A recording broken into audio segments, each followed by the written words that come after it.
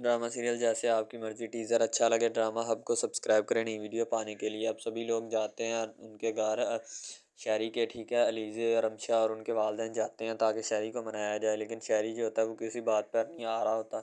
अलीज़े शहरी की काफ़ी मिन्नतें और तरले करती है, लेकिन शहरी कहता है कि नहीं बाबा, तुम्हारे घर वाले ही जब मेरी इज़्ज़त नहीं करते तो मैं खाक लेने आऊँगा वहाँ पे, ठीक है, तुम अपने घर में अपने घर, मुझे तुमसे कोई भी किसी भी किस्म की तवक्को और उम्मीद नहीं है, ठीक है, और ना मैं रखता हूँ किसी ऐसे शख्स से जो मेरी इज़्ज़त नहीं करता।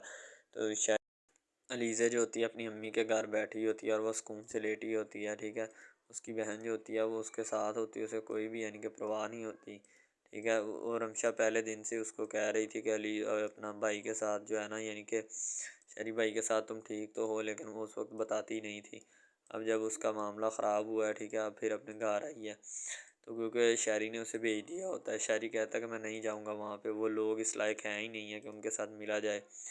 यानी कि शहरी जो होता है वो अलीज़े के वालिदैन को कोस रहा होता है कि ये 2 नंबर हैं, ठीक है, ये ऐसे ज़ाहिर सी बात है, उसने कोई ना कोई बात जो है वो तो उसने बनानी है और वो बना भी रहा होता है। अब वो कहता ही है, अलीज़ा कहती है कि बाबा आप शहरी की इज़्ज़त नहीं करते, ठीक है, इसी वजह से वो यहाँ से गया है मुझे छोड़कर, अब मैं क्या करूँ। तो उसका बाबा कहता है कि बेटा इज़्ज़त करते हैं, ठीक है, अगर इज़्ज़त ना करते होते तो ऐसा किसी कभी ना होता। शहरी कहता है खाक इज़्ज़त करते हैं मेरी, कोई इज़्ज़त नहीं करता वहाँ पे।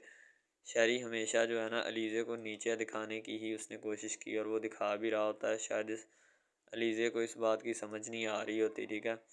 शहरी जैसे चाहता है वो वैसे कर भी रहा होता है। तो अलीज़े अपनी अम्मी के साथ मिलती है और गले लगाती है, उसकी अम्मी उसे कहती बेटा कोई बात नहीं, ये इस तरह के मामला जो होते हैं ना वो हो जाते हैं, ठीक है, तुम्हें टेंशन लेने की ज़रूरत नहीं है।